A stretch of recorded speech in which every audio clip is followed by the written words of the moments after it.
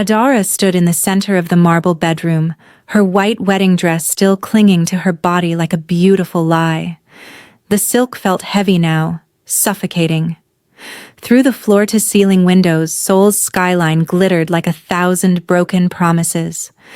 Her hands trembled as she stared at the photograph she had found hidden in her new husband's desk drawer. A surveillance photo of her father, taken 3 days before he died. Red ink circled his face. A single word was stamped across the bottom in Korean characters she had learned to read during her year in this country. Eliminated. Her father's warm smile looked back at her from the image, frozen in time, unaware that the man who ordered his death would one day marry his daughter. The room spun. Adaora's knees buckled, but she caught herself against the desk, her wedding ring catching the light like a tiny blade.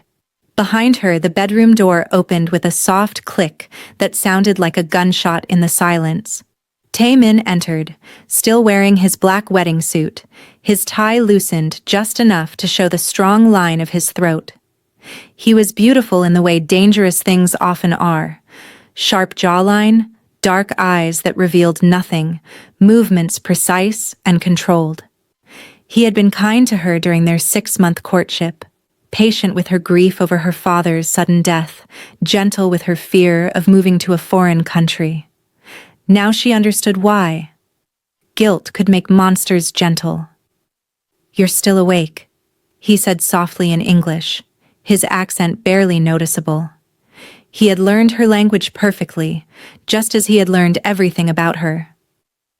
Adaora's fingers tightened around the photograph, crinkling the edges. She turned slowly to face him, and for the first time since they met, she let him see the truth in her eyes. Tae-min stopped walking. His expression shifted.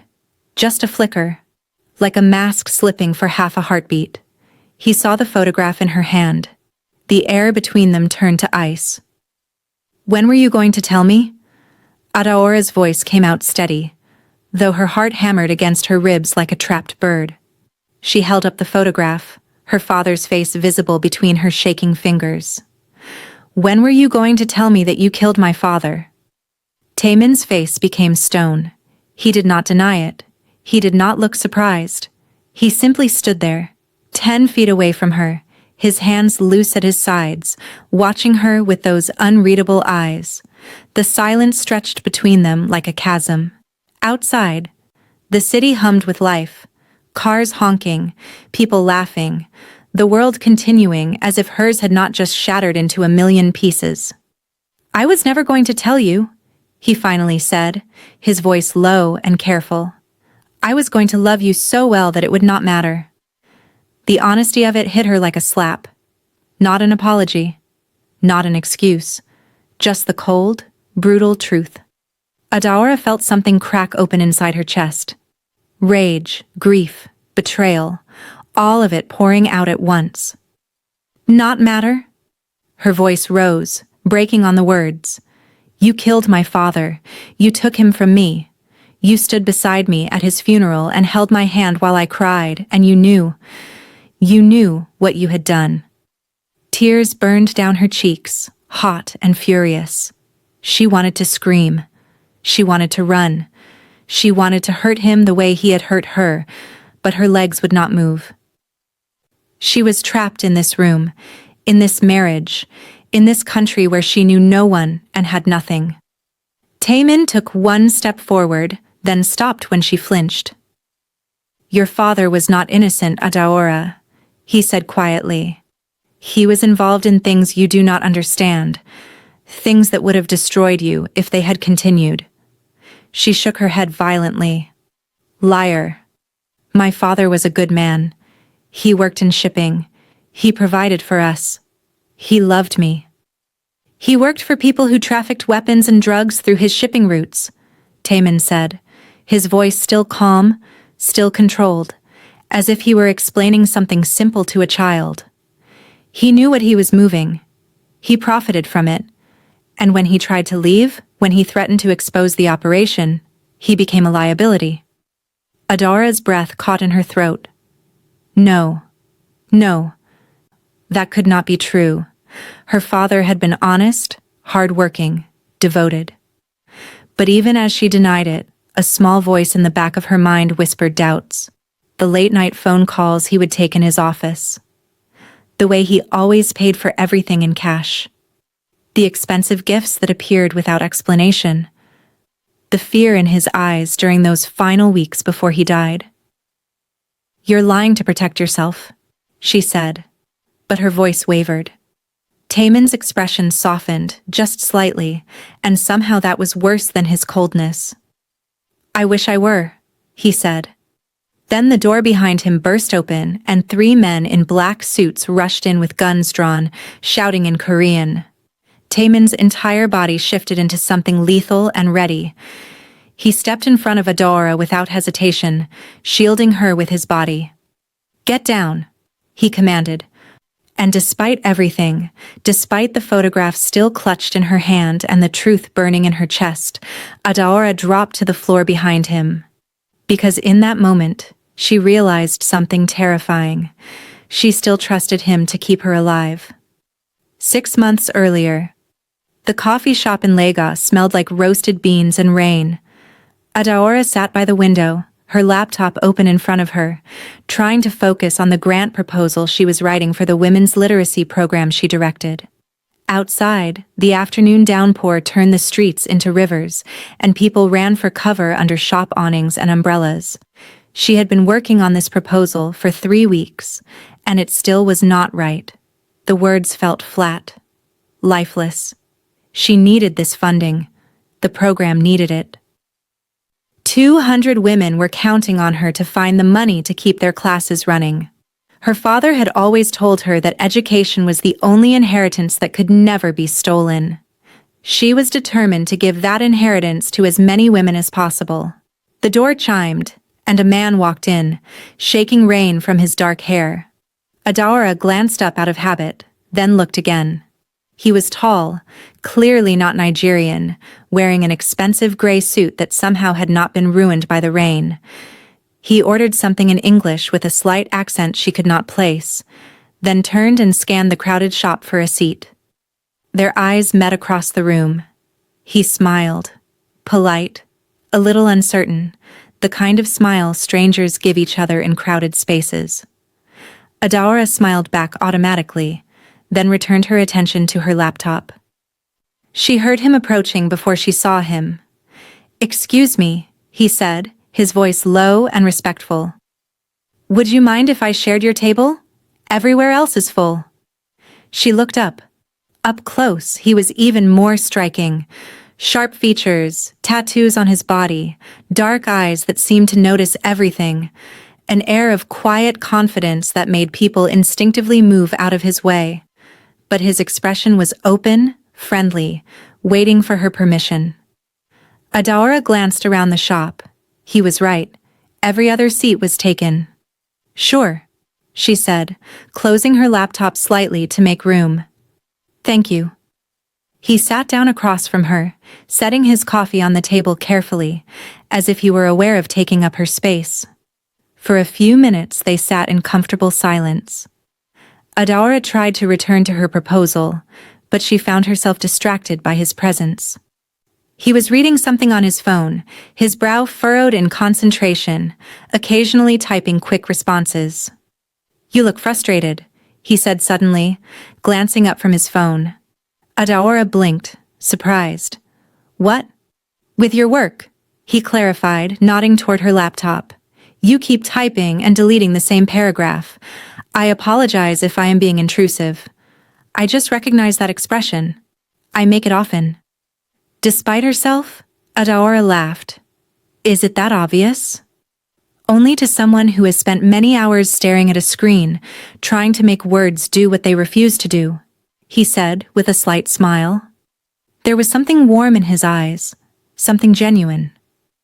"What are you working on, if you do not mind me asking?" She hesitated, then decided there was no harm in telling a stranger she would never see again. "A grant proposal for a literacy program. I run classes for women who never had the chance to learn to read. We teach them basic literacy, financial skills, how to advocate for themselves. But funding is always difficult. His expression shifted, became more focused. That is important work, he said, and she could tell he meant it. How many women are in your program? 200 right now, but we have a waiting list of over 500. She felt the familiar frustration rise in her chest. There is so much need, and never enough resources. Tae-min, though she did not know his name yet, leaned forward slightly, his coffee forgotten. What if you had the resources? What would you do differently? The question surprised her. Most people offered sympathy or vague encouragement. No one ever asked her to imagine success. I would expand to 3 more neighborhoods, she said immediately, the vision clear in her mind. I would hire more teachers, buy more materials, offer childcare so mothers could attend without worry. I would create a mentorship program pairing graduates with women just starting. She stopped, suddenly self-conscious. Sorry, you asked a simple question and I gave you a speech. No, he said firmly. Do not apologize. Passion is rare. When you find someone who truly cares about their work, you listen. He pulled a business card from his jacket pocket and slid it across the table. My name is Tae-min Kang. I work in international development and investment. My company funds projects exactly like yours. Send me your proposal when it is finished. I cannot make promises, but I can make sure the right people see it. Adaora stared at the card, then at him, searching for the catch. There was always a catch. But his expression remained open, sincere. Why would you do this? She asked carefully. You do not even know me. I know you care enough about your work to sit in a coffee shop during a rainstorm, fighting with a grant proposal instead of going home, he said simply. I know you believe education can change lives. That is enough for me. He stood picking up his coffee. I should let you work. But I hope you will send me that proposal, Miss Adaora, she said, still holding his card like it might disappear. Adaora Okafor. Adaora, he repeated, as if testing the sound of it. It was a pleasure to meet you. He walked toward the door, then paused and looked back. For what it is worth. I think the paragraph you keep deleting is not the problem. The problem is that you are trying to convince people with logic when you should be making them feel what you feel. Let your passion show. That is what will make them say yes. Then he was gone, disappearing into the rain, leaving Adaora sitting alone with his business card and a strange, fluttering feeling in her chest that she had not felt since before her father died. Tae-min's company funded her entire program with a grant so large that Adaora had to read the approval letter 3 times to believe it was real. $50,000. Enough to expand to 5 neighborhoods instead of 3. Enough to hire 6 new teachers. Enough to change hundreds of lives. When she called the number on his business card to thank him, he answered on the second ring. I did not do anything, he said, and she could hear the smile in his voice. Your proposal did the work. I simply made sure the right people read it. You told me to let my passion show, she reminded him. I rewrote the entire thing after we talked. This is because of you. There was a pause, then, have dinner with me. Her heart skipped. What? Have dinner with me, he repeated, his voice warm and certain. Not as a donor and a grant recipient, as 2 people who met in a coffee shop during a rainstorm. Let me take you somewhere nice to celebrate your success. Adaora knew she should say no. She did not know this man. He was foreign, wealthy, probably temporary. But something in his voice made her want to say yes. Okay, she heard herself say. Okay. That first dinner turned into a second, then a third. Tae-min stayed in Lagos for 3 months, extending his business trip again and again with excuses that became less convincing each time. He took her to restaurants where the waiters knew his name, to art galleries where he listened carefully to her opinions, to the beach at sunset where they walked barefoot in the sand and talked about everything and nothing. He asked about her father, and she told him how Papa had worked himself to exhaustion to send her to university, how he had been so proud when she started the literacy program, how his sudden heart attack 6 months ago had left a hole in her world that nothing could fill. Tae-min listened with an intensity that made her feel truly seen. He held her hand when she cried. He never tried to fix her grief, only witnessed it. In return, he told her about growing up in Seoul, about losing his own parents young, about building his business from nothing. He was careful with his words, she noticed. He never quite explained what his company actually did, always redirecting the conversation back to her. But she was too caught up in the way he looked at her, like she was something precious and rare, to push for details. On their 2-month anniversary, he took her to a rooftop restaurant overlooking the Lagos Lagoon. The city spread out below them, a carpet of lights and life. "I have to return to Seoul next week," he said, his hand covering hers on the table. "My work requires it. But I do not want this to end, Adaora. I have never felt this way about anyone." Her chest tightened. She had known this was coming, but hearing it still hurt. "Long distance is difficult," she said carefully. "It is," he agreed. "Which is why I am asking you to come with me." She stared at him. "To Seoul?" "Yes. Not immediately. I know you have responsibilities here, people counting on you, but your program is stable now. You have good teachers who can manage the day-to-day work. You could oversee it remotely, visit every few months." He leaned forward, his eyes intense. "I am asking you to build a life with me, Adaora. I am asking you to marry me." The world tilted. "Tae-min, we have only known each other for 2 months." "I know," he interrupted. "I know it is fast. I know it is crazy.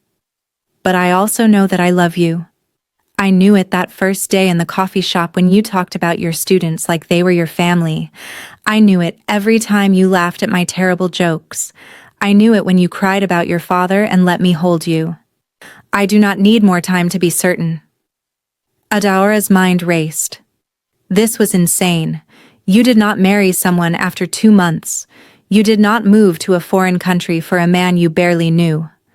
But when she looked at Tae-min, she saw something she had not seen since her father died. A future. Someone who wanted to build something with her. Someone who saw her not as a project or a charity case, but as an equal. Someone who made her feel less alone. "I need time to think," she said. "Of course," he said immediately. "Take all the time you need. I will wait." But that night, lying in her bed in the small apartment she had shared with her father, Adaora realized she had already made her decision. Her father was gone. Her mother had died when she was young. She had no siblings, no close family left. The literacy program was thriving and would continue without her constant presence. What was keeping her here except memories and fear? Tae-min offered her something new: love, adventure, a chance to start over. 3 days later, she said yes. They married in a small ceremony at the Lagos Civil Registry with 2 of her teachers as witnesses. Tae-min promised her a larger celebration in Seoul with his family and friends. He slipped a platinum ring on her finger that must have cost more than she made in a year. And when he kissed her, she felt something she had not felt in months: hope. The flight to Seoul was 17 hours. Tae-min held her hand during takeoff, pointed out the window as they flew over the Sahara, ordered her favorite foods from the first-class menu. He was attentive, loving, perfect. But somewhere over the Indian Ocean, Adaora woke from a restless sleep and found him staring out the window with an expression she had never seen before: cold, calculating, distant. When he noticed her watching, the expression vanished instantly, replaced by his warm smile. "Bad dream?" he asked softly, brushing hair from her face. No, she lied. Just adjusting to the time change. But as she settled back against his shoulder, a small seed of doubt planted itself in her mind. She pushed it away. She had made her choice. She was married now. This was her new life. When they landed in Seoul, a black car with tinted windows was waiting for them. The driver called Tae-min "Sir," in a tone that suggested he was much more than a businessman. The apartment, no, penthouse, he brought her to was larger than the entire building she had lived in back home. And that night, while unpacking her suitcase, she found the photograph in his desk drawer. The photograph of her father. The photograph that changed everything. The gunmen were not there to kill them. They were there to protect Tae-min. Within seconds, they had secured the room, checked the windows, and positioned themselves at the door. Tae-min spoke to them in rapid Korean, his voice sharp with authority.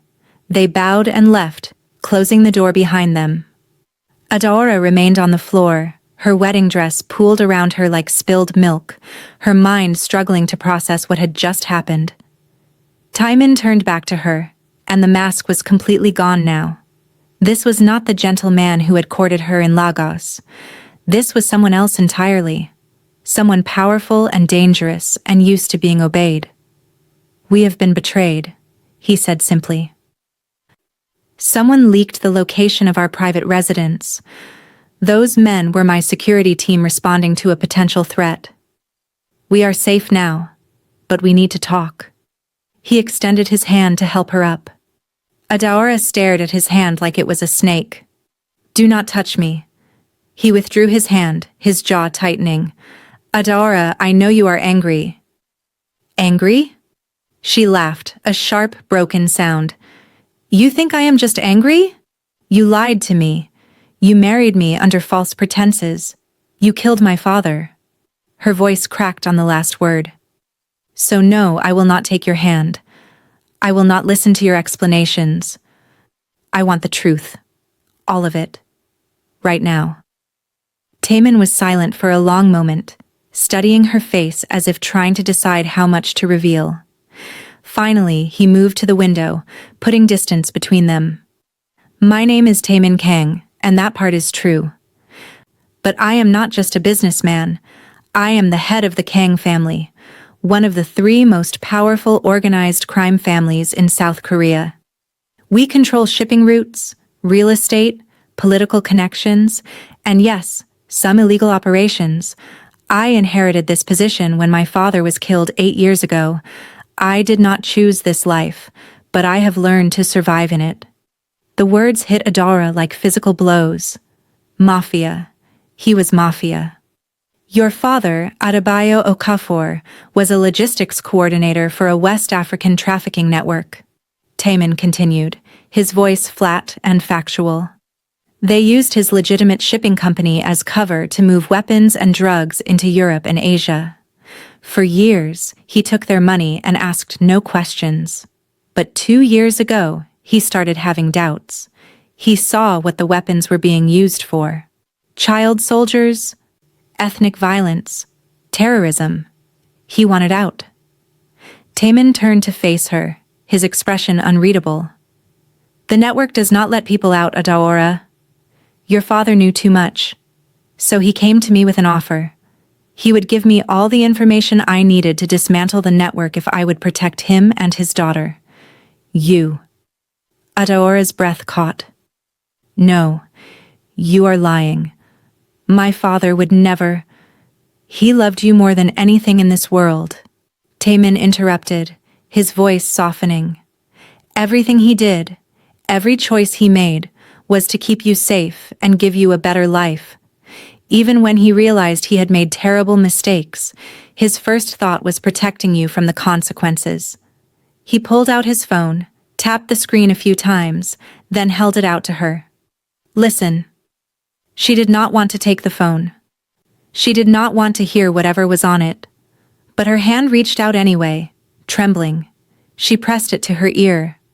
Her father's voice filled her head, speaking English with his familiar warm accent. Mr. Kang, I am calling because I have no other options. I have done things I am not proud of. I have helped bad people do bad things. But my daughter, my Adaora, she is good.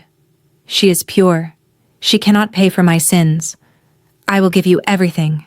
Names, roots, bank accounts, all of it. Just promise me you will keep her safe when they come for me. Promise me. There was a pause. Then Tae-min's voice, younger but recognizable. I promise. But you understand what you are asking? If you testify against these people, they will kill you. Her father's response was immediate. I know. But at least Adaora will be free. The phone slipped from Adaora's fingers and hit the floor. She could not breathe. Could not think. Her father had known. He had known he was going to die.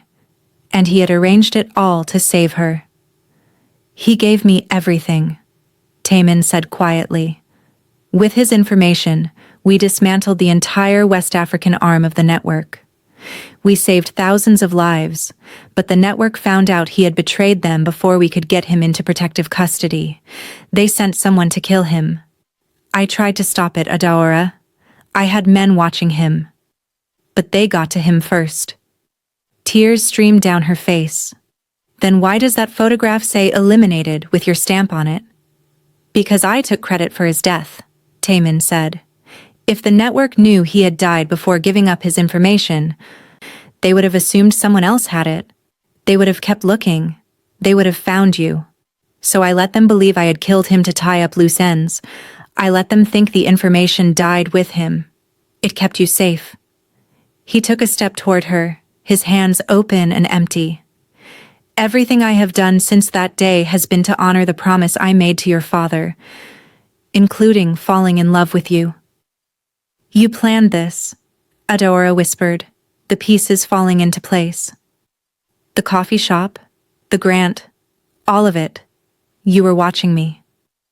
Yes, he admitted. I was watching you to make sure you were safe, but the coffee shop was an accident. I saw you through the window and I wanted to meet you. Not as an obligation to your father, but as myself. And then I could not stay away. He knelt in front of her, his eyes searching hers. I know I should have told you the truth from the beginning. I know I have taken away your choice. But Adaora, everything I feel for you is real. The way you make me laugh is real. The way you challenge me is real. The way I feel when I hold you is real. I love you. That is not a lie. Adaora looked at this man, this stranger, kneeling before her in his wedding suit, and she did not know what to feel. Rage, grief, betrayal, but also something else, something she did not want to name, because even now, even knowing everything, part of her still wanted to believe him. I need time, she said, her voice barely a whisper. I need time to think.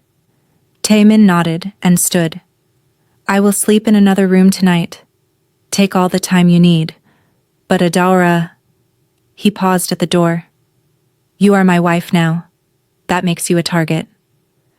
There are people who would hurt you to hurt me. So even if you hate me, even if you can never forgive me, please let me keep you safe. That is all I ask. Then he was gone, and Adaora was alone in the marble bedroom with her father's voice still echoing in her head. Promise me you will keep her safe. For 3 days, Adaora did not speak to Tae-min. She stayed in the penthouse, exploring its vast rooms like a ghost haunting her own life. The apartment was beautiful, all clean lines and expensive art and windows that framed the city like paintings. But it felt like a prison. Tae-min kept his distance, sleeping in a guest room, leaving for work early and returning late. But she felt his presence everywhere. Fresh flowers appeared in her room each morning. Her favorite foods showed up at mealtimes. Books in English materialized on the coffee table. Novels about strong women who survived impossible situations. He was trying to take care of her even from a distance. It made her angry. It made her sad. It made her confused. On the fourth day, a woman arrived at the penthouse. She was Korean, probably in her 60s, with kind eyes and gray hair pulled back in a neat bun. She introduced herself as Mrs. Choi, Tae-min's housekeeper, and asked in careful English if Adaora would like tea. They sat together in the sunlit kitchen, and Mrs. Choi told her stories about Tae-min as a boy, how he had been gentle and bookish, how he had cried when his parents died, how he had been forced into a world of violence he never wanted.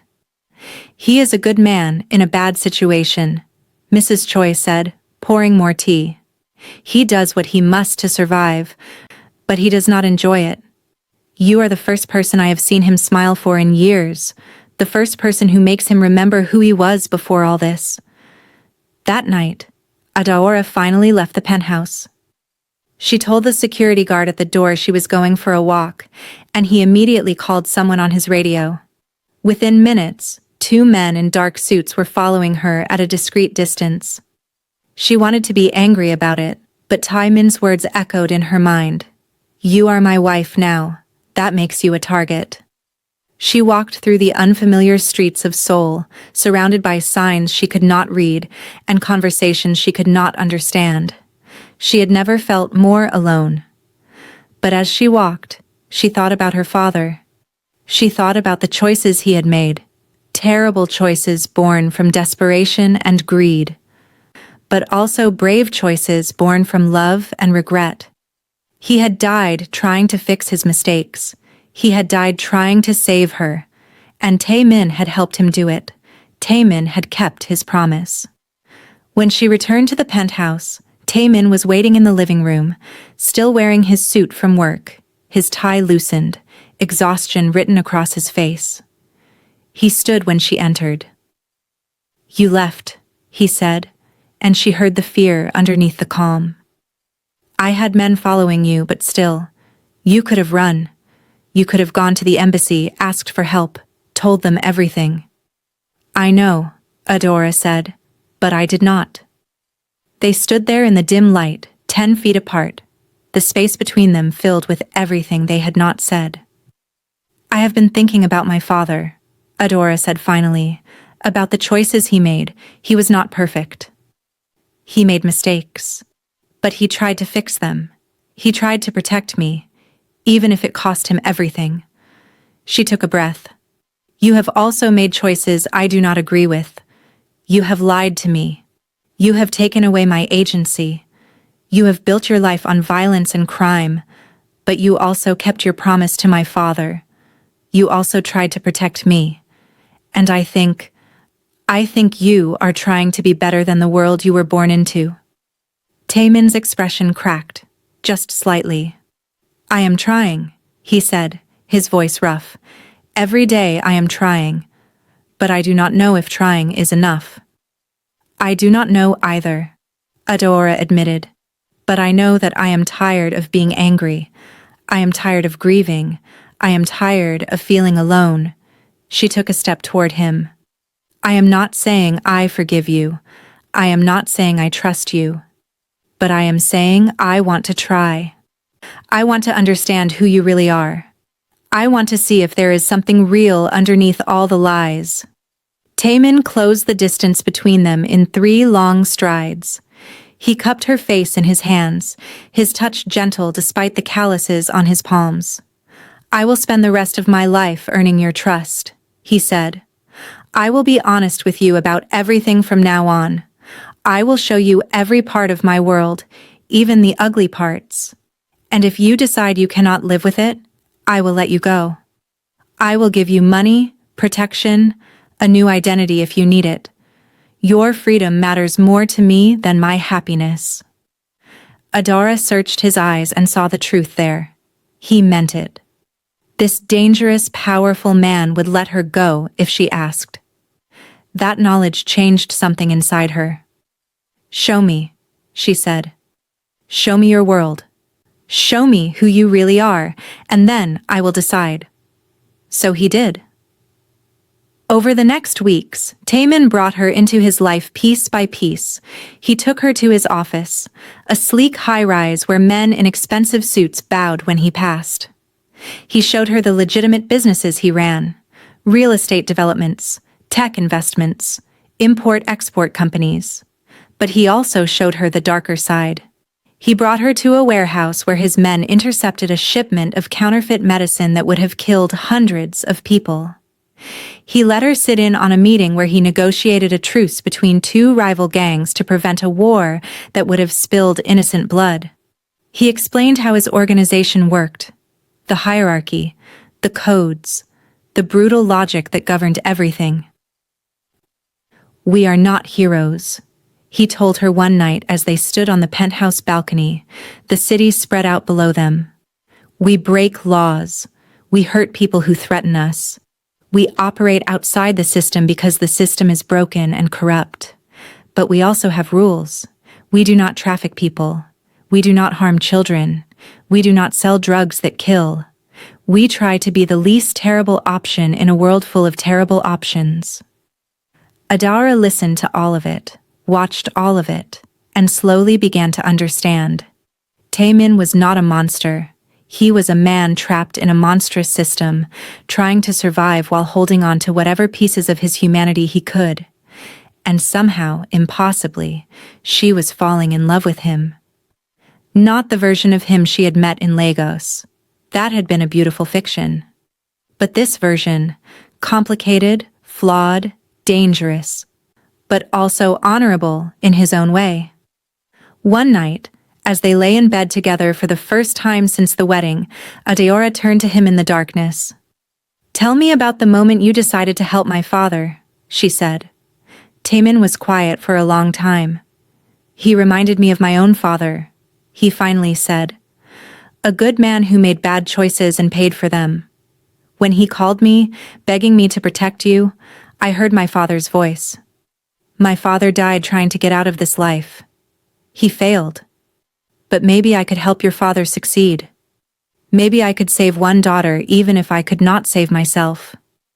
He turned to face her, his eyes reflecting the city lights through the window. "And then I met you. And you were everything he said you were. Strong, passionate, kind. You were proof that good things could come from broken places. I wanted to be near that goodness. I wanted to believe I could be worthy of it." Adaora kissed him then, soft and slow, and felt him tremble against her. "You are worthy," she whispered. "You are more than the worst things you have done." And for the first time since their wedding night, she meant it. The attack came on a Tuesday morning. Adaora was in the penthouse kitchen making breakfast when the windows exploded inward. Glass rained down like deadly snow. She hit the floor on instinct, her arms covering her head, her heart hammering. Gunfire erupted, sharp cracks that made her ears ring. Tae-min appeared from nowhere, his body covering hers, shielding her from the chaos. "Stay down," he commanded, his voice deadly calm. He had a gun in his hand. She had not even seen him draw it. His security team flooded the room, returning fire, shouting in Korean. The attack lasted maybe 90 seconds, but it felt like hours. When the shooting stopped, Tae-min pulled her to her feet and rushed her to a reinforced safe room hidden behind a bookshelf. "Stay here," he ordered, his hands checking her for injuries. "Do not come out until I come back for you." "What is happening?" she asked, her voice shaking. "Who is attacking us?" His expression was grim. "The network. They found out you are alive. They found out we are married. They think you have your father's information." He cupped her face, his thumb brushing her cheek. "I will handle this. I will keep you safe. I promise." Then he was gone, the safe room door sealing behind him with a heavy click. Adaora sat in the darkness, listening to muffled sounds of violence from outside. She thought about her father. She thought about the promise Tae-min had made. She thought about the life she had chosen, complicated and dangerous, but also full of a strange kind of love. She was not helpless. She was not a victim. She was Adebayo Okafor's daughter, and she had not survived this long by hiding. The safe room had a computer terminal with access to Tae-min's security systems. Adaora pulled up the camera feeds and watched the battle unfolding in her home. Tae-min moved through the penthouse like a force of nature. Precise, lethal, protecting his people and his territory with ruthless efficiency. But she also saw something else on the feeds. 3 men in black tactical gear moving toward the safe room. They knew where she was. Someone had given them the layout of the penthouse. Someone had betrayed them. Adaora's mind raced. The safe room was secure. But not forever. She needed to warn Tae-min. She needed to do something. Then she remembered. Her father's information. Tae-min had told her it was destroyed. But what if it was not? What if it still existed somewhere? And that was what these people really wanted? She accessed Tae-min's private files, her fingers flying over the keyboard. She had watched him enter his passwords enough times to guess them. And there it was, a folder labeled Okafor Legacy. Inside were hundreds of documents, shipping manifests, bank records, names, photographs. Everything her father had given Tae-min, everything that could destroy the network forever. The safe room door shuddered as someone tried to breach it. Adaora made a choice. She uploaded every file to a secure cloud server, then sent copies to 3 different international law enforcement agencies with a message. From Adebayo Okafor's daughter, finish what my father started. Then she deleted everything from Tae-min's system. If they got through the door, they would find nothing. The door exploded inward. 3 men rushed in, guns raised. Adaora stood in the center of the room, her hands raised, her chin high. I am Adaora Okafor, she said clearly. And you are too late. The information is already gone. It is in the hands of people who will use it to destroy you. You have lost. The lead man's face twisted with rage. He raised his gun, finger tightening on the trigger. A single shot rang out. The man dropped. Behind him, Tae-min stood in the doorway, his gun still raised, his eyes blazing. Touch my wife, he said softly. And you touch me. The other 2 men surrendered immediately. Within minutes, Tae-min's security team had secured them. Tae-min crossed the room and pulled Adaora into his arms, holding her so tightly she could barely breathe. You were supposed to stay hidden, he said, his voice rough with emotion. You were supposed to be safe. I was never going to be safe as long as that information existed, Adaora said, so I made sure it could not be used against us anymore. I sent it to the authorities. Let them finish what my father started. Tae-min pulled back to look at her, his expression unreadable. For a moment she thought he might be angry. Then he laughed, a real, genuine laugh that transformed his entire face. You sent years of carefully guarded intelligence to the police, he said. You just made me a target for every criminal organization in Asia. Yes, Adaora said. I did. Because I am tired of living in fear. I am tired of secrets and lies and violence. If we are going to build a life together, it has to be a life we can be proud of. Not a perfect life, but an honest one. Tae-min stared at her for a long moment, then kissed her, deep and desperate, and full of something that felt like freedom. You are the bravest person I have ever met, he said against her lips. You are going to get me killed. Or you could get out, Adaora said. You could use this as an opportunity to leave this world behind. Start over. Be the person you were supposed to be before your parents died. It is not that simple, Tae-min said. There are people who depend on me. Obligations. Debts. Then we will figure it out together, Adaora said firmly. But I will not be the wife of a crime lord who hides in the shadows. If I am going to stay, we do this my way. We find a way to be better. We find a way to honor my father's sacrifice and your promise. We find a way to live with ourselves. Tae-min looked at her, really looked at her. and she saw the moment he made his choice. "Okay," he said. "Okay. We do it your way." The next months were chaos. The information Adaora had released triggered an international investigation that brought down criminal networks across 3 continents. Tae-min cooperated with authorities, providing testimony in exchange for immunity and protection. He dismantled the illegal parts of his organization, kept only the legitimate businesses, and used his resources to help prosecute the people who had killed her father. It was dangerous. There were threats, attempts on their lives, nights when Adaora wondered if they would survive until morning, but they faced it together. And slowly, painfully, they built something new. Tae-min established a foundation in Adebayo Okafor's name, funding literacy programs across Africa and Asia. Adaora expanded her work, using Tae-min's connections and resources to reach thousands of women who needed education and opportunity. They were not perfect. They still fought. They still struggled with trust and trauma and the weight of everything they had been through. But they were honest. They were partners. They were building a life that honored the sacrifices that had brought them together. 1 year after their wedding, they stood together on the penthouse balcony, watching the sun set over Seoul. Adaora wore her father's watch on her wrist. Tae-min had found it among his belongings and given it to her. Tae-min wore a simple gold band that matched hers. "Do you regret it?" Tae-min asked quietly. "Marrying me? Staying?" Adaora thought about everything they had survived. The lies, the violence, the impossible choices.